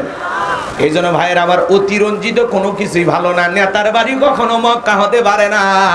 মক্কা হলো আল্লাহর ঘর, বাইতুল্লাহ মুসলমানদের আবেগের জায়গা, ভালোবাসার জায়গা। সেটা নিয়ে উল্টা পাল্টা করলে কাউকে ছাড় দেওয়া হবে না। কি বলেন? রেডি? চলেন সামনের দিকে যায় ভাইয়েরা আমার। আমি যে কথা বলতে চাচ্ছিলাম, গভীর মনোযোগ দিয়ে কথাগুলো শোনেন। মুসা নবী তখন কিপ্তিকে একটা ঘুষি মারলেন। ইয়া ঘুষিতে কিপ্তি দুনিয়ার থেকে দিলেন। ইন্না লিল্লাহি ওয়া ইন্না ইলাইহি রাজিউন, জায়গাতে খালাস। আল্লাহু আকবার বলবেন না? এইবার বাজান গো আমার, নবী মুসার বিরুদ্ধে হয়ে গেল মার্ডারের মামলা। ফিরাউনের দরবারে যখন মামলা হয়ে গেল, আল্লাহ ডেকে বলে, পয়গাম্বার আর থাকা যাবে না, মাদাইনের দিকে রওনা করো। আল্লাহর পয়গাম্বার তখন মাদাইনের দিকে রওনা করলেন। মাদাইনের দিকে রওনা করার পরে, গভীর মনোযোগ দিয়ে কথাগুলো শুনবেন বাজান। মাদাইনের দিকে রওনা করার পরে সেখানে যায় পানি খাওয়ানোর ঘটনা আপনারা অনেকেই শুনেছেন, আমি আর বললাম না। শোয়েব আলাইহিস সালামের দুইটা মেয়ের সাথে পরিচয় হয়ে গেল। তাদের সঙ্গে তাদের বাড়িতে গেলেন। যাওয়ার পরে দুইটা মেয়ে ডেকে বলে, আব্বা আমাদের বাড়িতে একটা রাখাল দরকার, কাজের লোক দরকার। একটা ছেলেকে পেয়েছি, ছেলেটা অত্যন্ত ভালো লাজুক। আমরা দুইটা বোন কয়েকটা ঘন্টা সময় কাটায়া দিলাম, একটা বারের জন্য আমাদের দিকে ফিরেও তাকায় নাই। শোয়েব আলাইহিস সালাম রাজি হয়ে গেলেন। পয়গম্বর মুসা আলাইহিস সালামকে তার বাড়িতে রাখাল হিসাবে রাখলেন। বড় মেয়ে সফুরের সাথে বিবাহের ব্যবস্থা করে দিলেন। জোরে বলেন মারহাবা। 8 থেকে 10 বছর এইভাবে কেটে গেল। আমার আল্লাহ এইবার ডেকে বলে, পয়গম্বর মুসা আর কতদিন শ্বশুর বাড়ি মধুর হাড়ি, এবার গাঠি গুটি গোছাও, স্ত্রীকে সঙ্গে নাও, আবারও মিশরের দিকে রওনা করো। আল্লাহর পয়গম্বর মুসা আলাইহিস সালাম স্ত্রীকে সঙ্গে নিলেন। শ্বশুরের দেওয়া গিফট হাদিয়া যা পাইলেন সঙ্গে নিলেন, লাঠিটা নিয়া নবী মুসা আলাইহিস সালাম যখন রওনা করলেন। তুর পর্বতে যাওয়ার পর আরো কিছু ঘটনা আমি বলবো না। আল্লাহ তাআলা ডাইরেক্ট তার পয়গম্বরকে নবুয়ত দান করে বলেন, ওয়া মা তিলকা বিয়ামিনিকা ইয়া মুসা। আল্লাহু আকবার। আল্লাহ ডেকে বলে, পয়গম্বর তোমার হাতে ওইটা লাঠি। পয়গম্বর তোমার হাতে ওইটা কি? পয়গম্বর মুসা আলাইহিস সালামকে আল্লাহ তাআলা জিজ্ঞাসা করেন, ও নবী মুসা তোমার হাতে ওইটা কি? পয়গম্বর জবাব দিয়ে বলেন, ক্বালা হিয়া আসায়া আতাওয়াক্কাউ আলাইহা ওয়া আহুশু বিহা আলা গনামি ওয়া লিয়া ফিহা মাআরিব উখরা। পয়গম্বর জবাব দিয়ে বলেন, আল্লাহ আমার হাতে এটা লাঠি, এটার উপর ভর দিয়ে চলি, ছাগলের জন্য পাতা পারি, ইত্যাদি ইত্যাদি অনেক অনেক কাজ করি। আল্লাহ ডেকে বলে, পয়গম্বর প্রশ্ন করলাম, একটা জবাব দেও, যাবে একটা কারণটা কি? নবী মুসা কথা বলে কার সাথে? আল্লাহর সাথে কথা বলতে মজা আছে না নাই? হে যুবক, তোমার আমার কাছে যদি একটা মেয়ে ভুল করে রং নাম্বারে মিস কল দেয়, তুমি পাগল হয়ে যাও। 17টা সিম কার্ড পরিবর্তন করে হলে মেয়েটারে কল দাও। মেয়ে তখন বলে ভাইয়া সরি, ভুল করে কল দিয়েছি। বলে সরি বলে লাভ হবে না, নিবানো এখন কেন জ্বালালি, এখন ভালোবাসা দিবি কিনা বল। কথা কয় না কেন? একটা মহিলার কণ্ঠ পাইলে তুমি আমি পাগল হয়ে যায়। রাত 3:30টার দিকে এক মহিলা কুড়িগ্রাম থেকে আমার একদিন কল দিয়ে বলে হ্যালো তুমি কে সোহেল? আমি তখন বললাম না, আমি একটা হুজুর মানুষ। কয় ঢং করো না, রাত চলে গেলে আফসোস করবা। ও কি তাহাজ্জুদ পড়ার জন্য ডাকতেছে? তখন নাকি আপনারা এই জন্য যুবক, একটা মহিলার কণ্ঠ শুনে তুমি আমি পাগল হয়ে যাও। আজকে সমাজ সবচাইতে নষ্ট করার মূল অস্ত্র হলো এই মোবাইল। মোবাইলের ওজন কম, কিন্তু মোবাইলের মাধ্যমে পাপের ওজনটা অনেক বেশি। যুবক যুবতী তরুণ তরুণীরা নষ্ট হয়ে গেছে মোবাইলের কারণে। আগে চিঠি লিখতো, প্রেমপত্র লিখতো, ভয় ছিল কার হাতে পড়ে, মায়ের হাতে না মেয়ের হাতে না বাপের হাতে, টেনশন ছিল। আর এখন একটা শর্ট করে আস্তে করে একটা SMS লিখে দেয় আই লাভ ইউ। কেউ টের পায় না, মা টের পায় না, বাপু টের পায় না। কথা কন্যাকে আপনারা রাগ করেন আমার কথায় কি রাগ করেন? সারা রাত জায়গা জায়গা অনলাইনে উল্টা পাল্টা ভিডিও দেখে, ল্যাপের ভিতরে কম্বলের ভিতরে ঢুকে আছে না না। পিতা মাতা যখন দরজা নক করে, এই রুবেল এই ঘরের ভিতরে কি হয় রে? তখন বলে বাংলাদেশের স্বাধীনতার যুদ্ধ গত কয়েকদিন আগে অন্য সরকার আয়না ঘর পরিদর্শন করতে, হ্যাঁ বই পড়ার ভান করে। ইউনূস সরকার আয়না ঘর দেখতে গেছে, এটা নিয়ে এখন প্রতিবাদ। কেন এতদিন পরে গেল? 6 মাস ধরে কি উনি আয়না ঘর বানিয়ে এলেন? এটা ঘটনা নাকি নাটক? মনে রাখবেন, আজকে রফিকুল ইসলাম মাদানী বলেছেন যে আল্লাহর কসম আয়না ঘর সত্য, এই যে টর্চার সেলগুলো সত্য। কিন্তু কেন জানি একটা ধোঁয়াশার মধ্যে আমরা ছিলাম, ঢুকতে দেয়নি। কারণটা কি? এর ভিতরে হয়তো বা টর্চার করার যে আলামতগুলো ছিল সেগুলো হয়তো বা কিছুটা মুছে ফেলা হয়েছে। কথা বলে ঠিক না? তো যাই হোক, আয়না ঘর ছিল, নির্যাতন জুলুম ছিল, এটা তো সত্য, এটা অস্বীকার করার কোনো সুযোগ নাই। কিন্তু গুজব লিক তো আছেই, তারা খালি গুজব ছড়ায় যে এগুলো আয়না ঘর ডক্টর ইউনূস সাহেব 6 মাসে বানিয়েছেন। কথা কয় না কেন? আবার যে চেয়ারটা ভাইরাল হয়েছে ছবিতে, বলে না এটা সমস্যা, এই চেয়ারে কোনোদিন ইলেকট্রিক শর্ট দেওয়া যায়, এটা বানিয়েছে। নানান ধরনের মিথ্যা কথা চতুর্দিকে ছড়াবে। কিন্তু মনে রাখবেন, তারা 16 বছরে গুম খুনের কিন্তু তালিকা করে শেষ করতে পারবে না। এত মানুষের উপরে নির্যাতন জুলুম করেছে। কথা বলে ঠিক না? হাও ফাও সাফাই গাইলে পাবলিক খাবে না। আর ইউনূস সাহেব কি মনে করছেন? ঠান্ডা মাথার খেলোয়াড়, নোবেল বিজয়ী। কথা বল। অনেকে বলে হুজুর আপনারা তো সুদের বাচ্চারে দিচ্ছেন। ইউনূস সাহেব সুদের ব্যবসা করে। আমার বাপও যদি সুদের ব্যবসা করে, আমি কি বলবো আমার বাপের জন্য হালাল? আমার বাপের জন্য যেটা হারাম, আমি অবশ্যই বাবার বিরুদ্ধে ওয়াজ করবো। তো ইউনূস সাহেব গ্রামীণ ব্যাংকের মালিক, সেই হিসাবে গ্রামে গ্রামে সুদের ব্যবসা তিনি করেছেন। এটা নিয়ে অনেকে বলে হুজুর আপনারা এগুলো কেন বলেন না, এই সে হ্যান ত্যান। এখন সুদখোরের পক্ষে আপনারা স্লোগান দিচ্ছেন, আমরা ওইটা বলতেছি না। একজন তো সুদ করে বলতেছেন, আর একজন যে ছিল ঠান্ডা মাথার ভয়ঙ্কর খুনি কিলার, তার কি হবে? হাজার হাজার মানুষকে হত্যা করেছে। কথা বলে ঠিক কি না? ইউনূস সরকার, বাংলাদেশ বিপদে পড়েছে। বিপদে পড়ে মানুষ যেরকম দোয়া ইউনূস পড়ে, বাংলাদেশ যখন বিপদে পড়েছে ইউনূস সাহেব এসে বাংলাদেশের মানুষের হাল ধরেছে। কথা বলে ঠিক কি না? উনি যদি না থাকে, এই জায়গায় অন্য কেউ থাকলে দেশে অনেক কিছু ঘটতে পারত। কিন্তু উনি ঠান্ডা মাথার একজন মানুষ, চমৎকার কথা বলেন। উনি কয়েকদিন আগে বক্তব্য দিতে বলেননি যে ওনাদেরকে শুধরানোর একটা সুযোগ আমরা দিচ্ছি, যদি শুধরাই ভালো, আর না যদি না শুধরাই তারও ব্যবস্থা হবে। কথা বলে জ্ঞানী লোকের চমৎকার কথা। ডক্টর ইউনূস সাহেব বলতেছেন যে ওদেরকে ভালো হওয়ার একটা সুযোগ আমরা দিচ্ছি। যদি ভালো হয় তো ভালো, আর যদি ভালো না হয় তো কেমনি কি কর লাগে পরে। কথা গান রাগ করেন। ঠান্ডা মাথার খেলোয়াড় উনি, বিশ্বের বড় বড় নেতা ওনারা সালাম দেয়। কথা কন। এই যে আপনারা পাশের দেশে দেখলেন না, নরেন্দ্র মোদী বিশ্ব সম্মেলনে যা কি অপমান হয়েছে। কথা কন না কেন? আরে ফ্রান্সের প্রেসিডেন্টের সাথে হাত মিলাবে, কিন্তু টাইমে দিল না। বিশ্ব নেতার কাছে আল্লাহ বিশ্ববাসীর সামনে অপমান করেছে। কথা বলে ডেকেরা। হ্যাঁ, খালি জুতার বাড়ি মারলে অপমান হয় না। হ্যাঁ, এটাও একটা অপমান। নরেন্দ্র মোদী হারে হারে টের পাইতেছে ডোনাল্ড ট্রাম্পের সাথে যা মুখ ভার করে বসে আছে। বাংলাদেশ নিয়ে অনেক কিছু বলছে, ডোনাল্ড ট্রাম্প বলেছে এই বিষয়ে আমি এখন নাক গলাবো না। বাংলাদেশ নিয়ে আমার কোনো মাথা ব্যথা নাই। আল্লাহু আকবার বল। ডোনাল্ড ট্রাম্প দুলে ভাইকে সালাম জানায়, আসসালামু আলাইকুম, ধন্যবাদ। কতক্ষণ এই জন্য বিশ্ব নেতাদের সামনে, পুরো পৃথিবীর সামনে নরেন্দ্র মোদীকে অপমান করেছেন কে? জোরে বলেন। আশেপাশে সবার সাথে হাত ধরে হ্যান্ডসাপ করে, কিন্তু বেচারার হাতটা ধরে। কি অপমান গো! এই ভিডিওটা দেখে আপা মনে হয় কেঁদেছে। কতক্ষণ না কে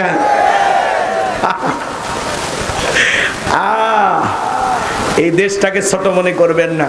এই দেশটা ছোট হতে পারে, কিন্তু এই দেশের প্রত্যেকটা মানুষের কলিজা যে কত বড় আপনারা কল্পনা করতে পারবেন না। যেই দেশের মানুষ ভাষার জন্য রক্ত দেয়, স্বাধীনতার জন্য রক্ত দেয়, জালেমকে বিদায় করার জন্য রক্ত দেয়, সেই দেশের মানচিত্রের দিকে কেউ যদি বাঁকা চোখে তাকায় তাদেরকেও নিশ্চিহ্ন করে দেব। কথা বলে ঠিকেরা? এই দেশের 1 ইঞ্চি মাটি কোন জালেমদের জন্য ছেড়ে দেওয়া হবে না। কথা বলে ঠিক না? কারা কারা জীবন দিতে প্রস্তুত দেশের জন্য হাত তুলে দেখা। লিল্লাহি তাকবীর। ভয় আমাদেরকে দেখাবেন না, আমরা মুসলমান, আমরা ভয় দেখানোর জাতি, ভয় করার জাতি না। কত নেতা দেখলাম আমরা, হ্যাঁ কত নেতা আইবো যাইবো, কিন্তু আমরা জায়গায় দাঁড়িয়ে থাকবো। ইনসাফ খারাপ লাগে, ওর কি সামনের দিকে নিয়ে যাব? তাহলে যুবক, এই অশ্লীল গান বাজনা শ্রবণ করা যাবে না। এই মোবাইল যুব সমাজের চরিত্র নষ্ট করছে। কথা বলেন ঠিক কিনা? মোবাইলের ওজন কম, কিন্তু মোবাইলের মাধ্যমে পাপের ওজনটা অনেক বেশি। যুব সমাজ নষ্ট হয়ে গেছে এই মোবাইলের কারণে। ছেলে মেয়ের হাতে বিবাহের আগে কেউ টাচ মোবাইল কিনে দেবেন না। পারবেন তো ইনশাল্লাহ? আমি কি এক লাইনে একটু যুবকদের জন্য বলবো? রাগ করবেন না। দেশে মোবাইল আইছে, চিঠি বন্ধ হইয়াছে, দিওয়ানা বানাইছে, পোলা মাইয়ের মনের কথা ভাসে বাতাসে। ও দেখো বোলা পানের মন বাদা ফেসবুকে এখন, মোবাইলে চ্যাটিং কইরা কাটায় সারাক্ষণ। এই মোবাইল পাইয়া দেখো মদনের মাইয়া, এই মোবাইল পাইয়া দেখো মদনের মাইয়া কি কাণ্ড ঘটাইছে, স্বামী সংসার রাইখা নাকি পলাইয়া গেছে। 2 বাচ্চার মা, 4 বাচ্চার মা পরকীয়া প্রেম করে আরেকটা ছেলের হাত ধরে পালিয়ে যায়। যে নারী স্বামী রেখে সন্তান রেখে আরেকটা ছেলের হাত ধরে, পর পুরুষের হাত ধরে পালিয়ে যায়, ওটা নারী না, ওটা নারী জাতির কলঙ্ক, ওটা পাশানি, ডাইনি, কালনাগিনী, বিশ্বাসঘাতক নারী।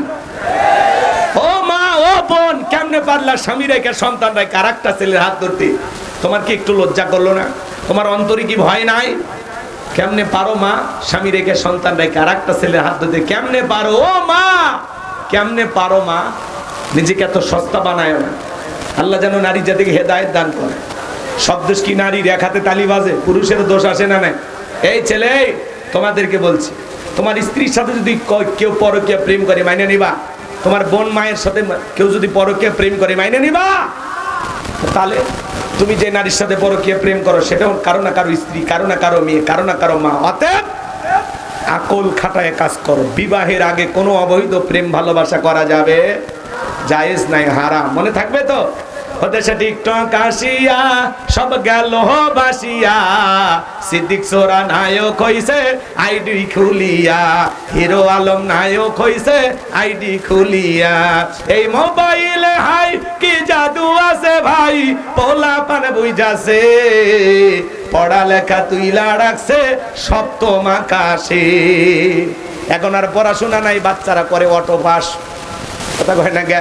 সামনের দিকে যাই বাজান গো। আমার আল্লাহ ডেকে বলে, পয়গাম্বার প্রশ্ন করলাম একটা, জবাব দাও যাবে একটা। কারণ কি?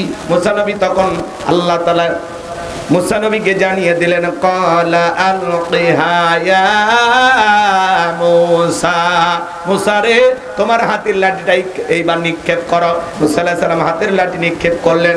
ফাআলকাহা ফাইযা হিয়া হাইয়াতুন তাসআ। লাঠিটা নিক্ষেপ করা মাত্র হয়ে গেল বিশাল বড় একটা সাপ। মুসা নবী বলে বাপ রে বাপ, এই যে জাতের সাপ আর বংশ করে দিবে সাপ।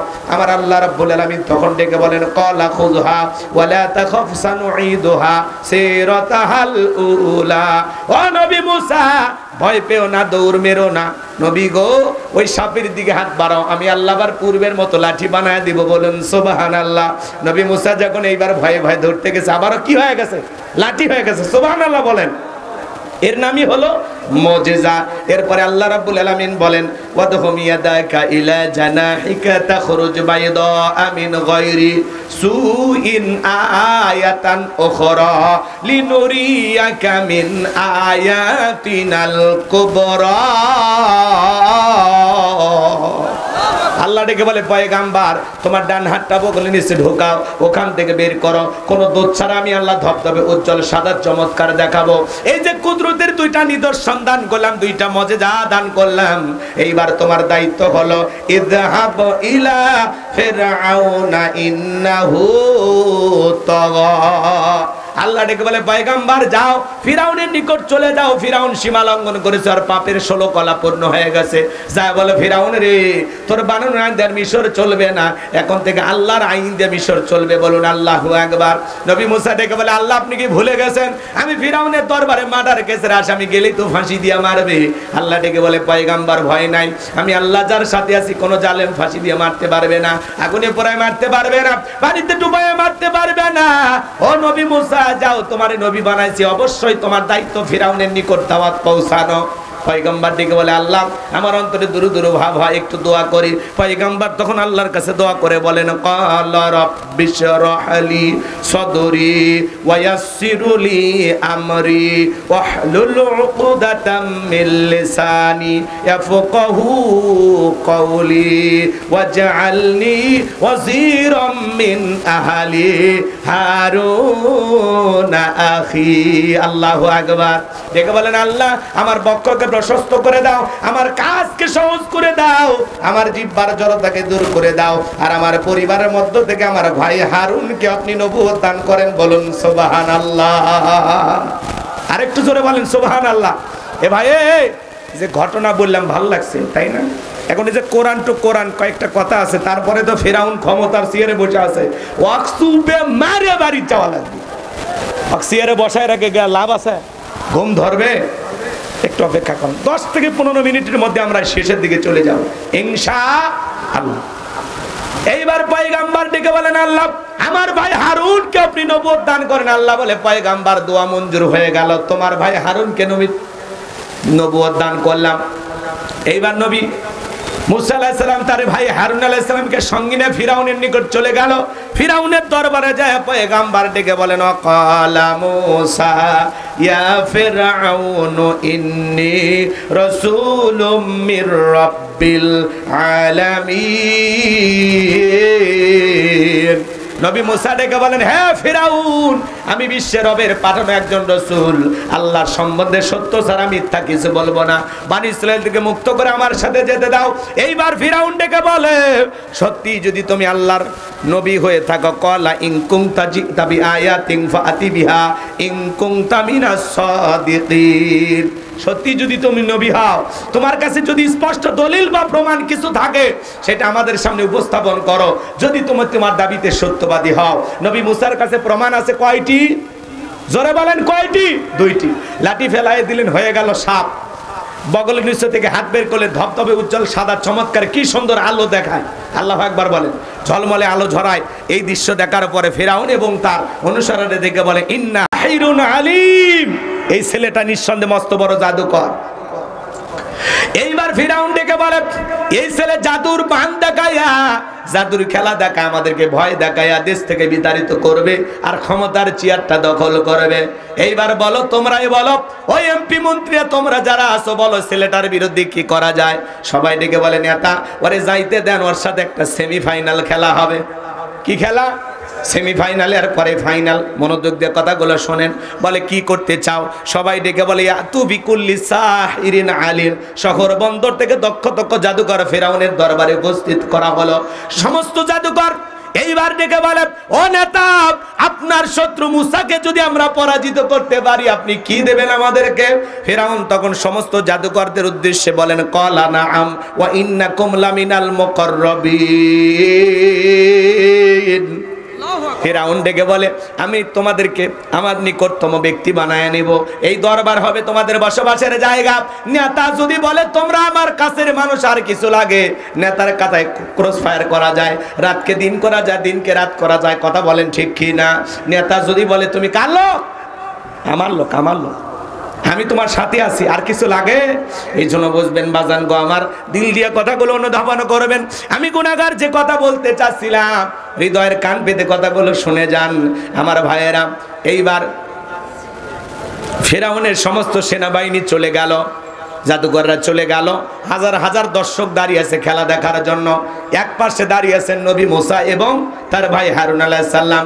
জাদুঘরে ডেকে বলে, ও নবী মুসা, জাদুর বান আগে আমরাই নিক্ষেপ করব না, তুমি নিক্ষেপ করবা। নবী মুসা আলাইহিস সালাম ডেকে বলে, ওস্তাদের মাসের সাথে তোমরাই জাদুর বান নিক্ষেপ করো। এইবার সমস্ত জাদুকররা জাদুর তন্ত্র মন্ত্র নিক্ষেপ করতে লাগলো। তারা বাঘ বানালো, ভাল্লুক বানালো, রশি বানালো, মানুষের চোখে মুখে পর্যন্ত জাদুর বান নিক্ষেপ করলো। জাদুর বান নিক্ষেপ করতে করতে ওদের সালান পাতি শেষ, আর তবিল নাই, সব শেষ। এইবার ডেকে বলে, ও নবী মুসা, তুমি তোমার জাদুর বান নিক্ষেপ করো। আল্লাহ তখন আয়াত নাজিল করে জানিয়ে দিলেন, ওয়া আওহাইনা ইলা মুসা আন আলকি আসাকা ফাইদা হিয়া তালকাফু মা ইয়াফিকুন। আল্লাহ জানিয়ে দিলেন ওহির মাধ্যমে, ও নবী মুসা, তোমার হাতের লাঠিটা তুমি শুধু ছেড়ে দাও। পয়গম্বর লাঠি ছেড়ে দিলেন, বিশাল একটা সাপ হয়ে গেল, যেই সাপের ঠোঁটটা নিচুতে, ওপরের ঠোঁটটা 80 ফিট উঁচুতে। আল্লাহ আকবার বলেন। এক নিঃশ্বাসে সমস্ত জাদুর তন্ত্র মন্ত্র বান খাওয়া শেষ। এক নিঃশ্বাসে সব জাদু যখন ওই সাপের পেটের ভিতরে ঢুকে গেছে, এই দৃশ্য দেখে ফিরাউনের পিছনের রাস্তা দিয়া গরম হাওয়া বের হয়ে গেছে। ফিরাউন ডেকে বলে, কি হয়ে গেল? আর সমস্ত জাদুকররা বুঝতে পেরেছে নবী মুসা যেটা দেখালো এটা জাদুর তন্ত্র মন্ত্র নয়, এটা নিঃসন্দেহে আল্লাহ তাআলার কুদরতি শক্তি। বলুন আল্লাহু আকবার। জাদুকররা বুঝতে পেরেছে এটা জাদু না, এটা জাদুর দাদু। আল্লাহু আকবার বলেন। ডাক্তার ডাক্তার চেনে, বক্তা বক্তা চেনে, আলেম ওলামাকে চেনে। কথা বল ঠিক কিনা? এইবার শোনেন, সমস্ত জাদুকররা তখন কি করলো? ওয়া উলকিয়াস সাহারাতু সাজিদিন, সিজদায় মাথা নত করলো এবং সবস্বরে ঘোষণা করলো, ক্বালু আমান্না বিরাব্বিল আলামিন রব্বি মুসা ওয়া হারুন। আল্লাহু আকবার। তারা বলল, আমরা ঈমান আনলাম সেই বিশ্বের রবের প্রতি যিনি মুসা এবং হারুনেরও রব। সুবহানাল্লাহ কর। এরা যখন কালিমা পড়ে মুসলমান হয়ে গেল, ফিরাউনের মাথা আরো গরম হয়ে গেল। কথা কয় না কে? ফিরাউনের মাথা এত গরম হয়ে গেল, ফিরাউন তখন ডেকে বলে, আমার অনুমতি ছাড়াই তোমরা ঈমান আনলা? এত বড় সাহস তোমাদের, আমার কথাও তোমরা শুনলা না? সমস্ত জাদুঘরকে ডেকে বলে, শোনো, আমি তোমাদেরকে শুলিতে চড়াবো, ফাঁসি দিয়ে মারবো। হুমকি ধুমকি দিতে লাগলেন। নতুন মুসলমান যারা কালিমা পড়ে এই মাত্র ঈমান আনলো, ওরা তখন ডেকে বলে, এ জালেম, তোর মতো জালেমের পক্ষে থেকে ঈমান, তোর মতো জালেমের পক্ষে থেকে সাফাই গে এই দুনিয়ার জমিনে বেঁচে থাকার চাইতে ঈমান গ্রহণ করে মরাই ভালো। মরা যেহেতু লাগবে, জালেমের চামচা হয়ে মরবো না, আমরা ঈমান এনে নবী মুসার অনুসারী হয়ে মরবো। বলুন সুবহানাল্লাহ। এবার দলে দলে মানুষ কালেমা পড়ে মুসলমান হতে লাগলো। সুবহানাল্লাহ বলেন। ফাইনাল খেলায় চলে যায়। ফিরাউন তখন রাগান্বিত হয়ে তিন দিক দিয়া মুসা এবং তার অনুসারীদেরকে আক্রমণ করলেন, যে যেভাবে হোক আজকে তোমাদেরকে নিশ্চিহ্ন করে দেব। নবী মুসা আলাইহিস সালাম তার উম্মতদেরকে নিয়ে দৌড়াইতে দৌড়াইতে লোহিত সাগরের একেবারে নিকটবর্তী চলে গেলেন। সেই দরিয়ার নিকটবর্তী যখন চলে গেলেন, শোনেন এদিকে, দরিয়ার নিকটবর্তী যখন চলে গেছেন, উম্মতেরা ডেকে বলে, ও নবী মুসা, হয় জালেমের হাতে মরা লাগবে আর না হলে পানিতে ডুবে মরা লাগবে, তাছাড়া তো রাস্তা দেখি না। নবী মুসা আলাইহিস সালাম ডেকে বলে, এখানে শুধু আমরাই না, আমাদের সাথে আরেকজন আছেন, তিনি কে? আর একটু জোরে বলেন কে? আমার আল্লাহ ডেকে বলে, পয়গম্বর, ওই লাঠি দিয়ে একটু সমুদ্রের পানিতে আঘাত করো, আমি আল্লাহ তোমাদের জন্য ভিআইপি রোড বানায় দিব। বলুন সুবহানাল্লাহ। আল্লাহর পয়গাম্বর তখন সমুদ্রে পানিতে আঘাত করলেন, আল্লাহ তাআলা ভিআইপি রাস্তা বানায় দিলেন। নবী মুসা আলাইহিস সালাম তার বনী ইসরাঈল উম্মতদেরকে নিয়ে বিশাল দরিয়া নিরাপদে পার হয়ে গেলেন। বলেন সুবহানাল্লাহ। ফিরাউন তার দলবল নিয়ে সমুদ্রের নিকটে যে বলে ভিআইপি রাস্তা, ও মনে করছে আর বাপ দাদা বানায় গেছে। সবাইকে বলে শোনো এই রাস্তায় ওঠো, একজনও বাদ দিবা না। সবাইকে নিয়ে যখন ওই জালেম ফিরাউন বাজান গো আমার সেই বিশাল দরিয়া রাস্তায় যখন উঠেছে, ওরা যখন মাঝপথে চলে গেছে একই রাস্তায়, ইমানদার জন্য নিরাপদ, ইমানদারদের জন্য নিরাপদ, জালেমদের জন্য গজব। আল্লাহ ডেকে বলে সমুদ্রের পানি রে তুই তোর খেলা দেখা। সমুদ্রের ভিতরে উথাল পাতাল ঢের সৃষ্টি হয়ে গেল। সমস্ত ঢের ফেরাউনের সেলা সামুন্ডা যা ছিল ডুবে মরে সুবে পানি খায়া শেষ, একটাও বেঁচে নাই। উতাল পাতাল ঢে ফেরাউনের সমস্ত সেলাসামুন্ডা সেনাবাহিনী যা ছিল পানি খায় সুবে মরে শেষ। বাঁচে আছে বড়রা। বড়রা মানে কি? ফেরাউন। মরার আগে কি নাটকটা করতেছে জানেন? আল্লাহকে ডেকে বলেন ক্বালা আমানতু আন্নাহু লা ইলাহা ইল্লাল্লাযী আমানাত বিহি বানু ইসরাঈলা ওয়া আনা মিনাল মুসলিমিন। ফেরাউন ডেকে বলে আমিও ঈমান আনলাম, তুমি ছাড়া কোনো মাবুদ নাই। বনী ইসরাঈল আল্লাহর প্রতি ঈমান এনেছে, আমিও সে আল্লাহর প্রতি ঈমান আনলাম। ওয়া আনা মিনাল মুসলিমিন, আল্লাহ আমি মুসলমান হয়ে গেছি, আর পানি খাওয়াইও না। মরার আগে ফিরাউন পর্যন্ত ঠেলাই পড়ে আমি মুসলমান হয়েছি। ঠেলার নাম বাবাজি। ফিরাউনের মুখ দিয়ে বের হয়েছে আমি মুসলমান হয়েছি, তুমি ছাড়া কোনো মাবুদ নাই। ফিরাউনের মুখ দিয়ে আল্লাহ বের করে ছাড়ছে। কথা কয়? ফিরাউন যখন ঘোষণা করলো আনা মিনাল মুসলিমিন, আল্লাহ আমি মুসলমান হয়ে গেছে, আর চুবায়ও না। আল্লাহ কি ফিরাউনের ঈমান কবুল করছিল? ফিরাউন যদি মুসলমান হয়, আপনার আমার মুসলমান হয়ে দাম আছে? আল্লাহ কবুল করেনি। আল্লাহ তখন উত্তম জবাব দিয়েছিলেন, আল আনা ওয়া ক্বাদ আসাইতা ক্বাবলু ওয়া কুনতা মিনাল মুফসিদিন।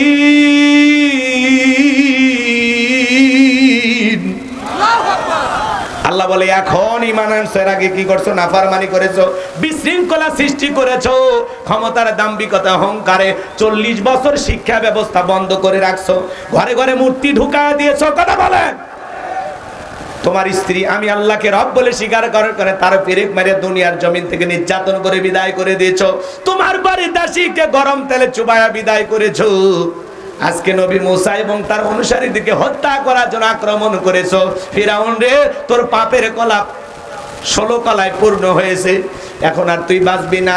তবে মরার আগে শোন, আমি আল্লাহ তোর লাশটা রেখে দেব। আজও মিশরের জাদুঘরে ফিরাউনের লাশটা আছে না নাই? এটা তো ফিরাউনের লাশ না, এটা ফিরাউনের শুটকি। কি এটা? কি মুসা প্রেমিকেরা যায় আর পায়ের জুতা খুলে মারে আর কয় এই সেই ফিরাউন মার জুতা। চিন্তা করেন বাজান, শুটকি ফিরাউনক দেখে যদি মুসা প্রেমিকেরা জুতা মারে, যে তা ফিরাউনক পাইলে ওর চামড়া দিয়ে ডুগডুগি বাজায়। তো কথা বলেন ঠিক কিনা? যে আল্লাহ ফিরাউনকে চুবাইয়া বিদায় করেছে, সে আল্লাহ আজও আছে না নাই? জোরে বলেন আছে না নাই?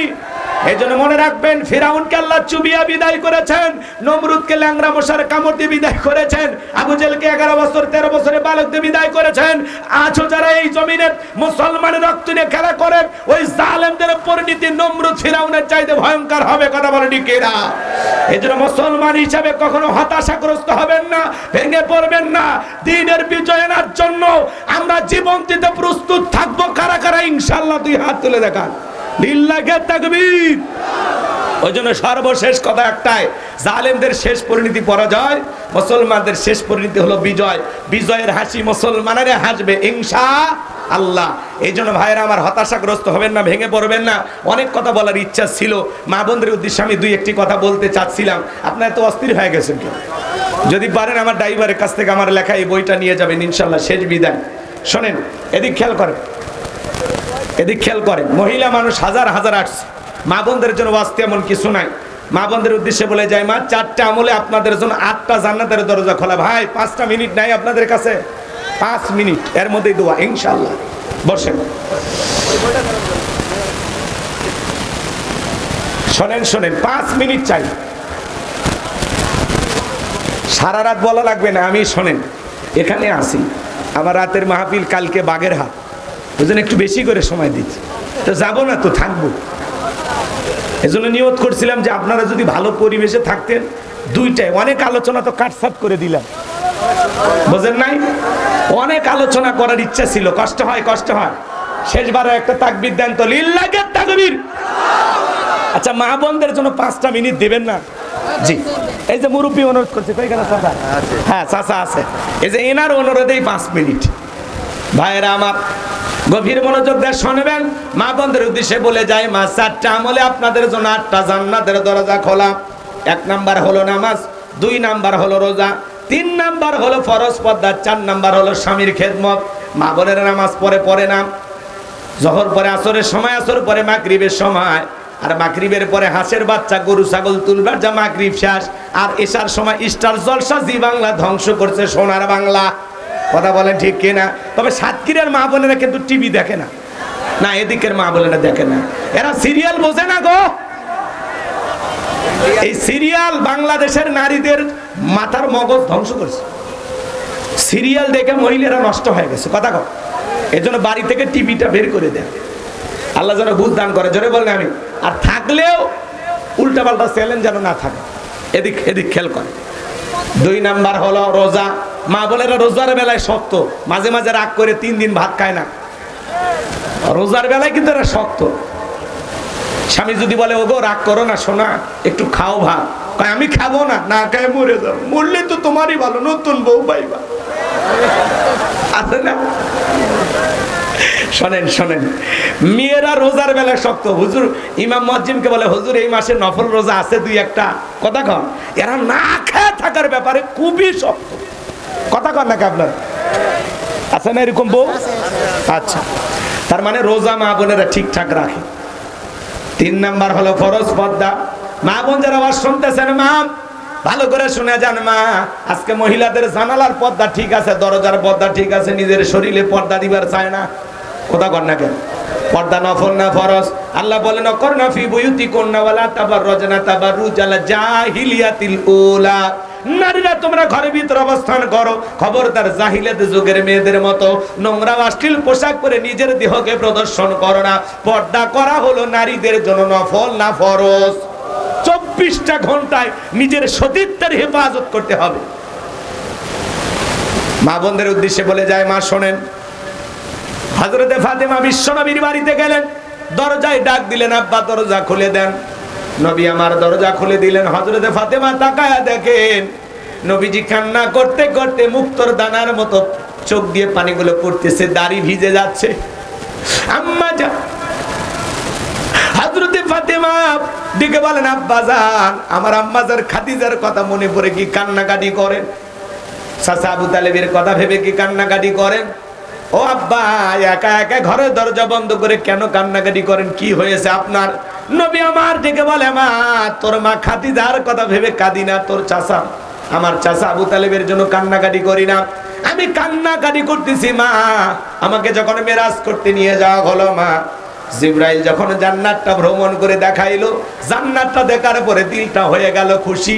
আল্লাহ তাআলা এত নিয়ামত দিয়ে জান্নাতটা বানাইছে মা, জান্নাত দেখার পরে আমি আল্লাহর কাছে দোয়া করলাম, বেশি বেশি আমার গুনাহগার উম্মত যেন হয় জান্নাতবাসী। বলুন সুবহানাল্লাহ।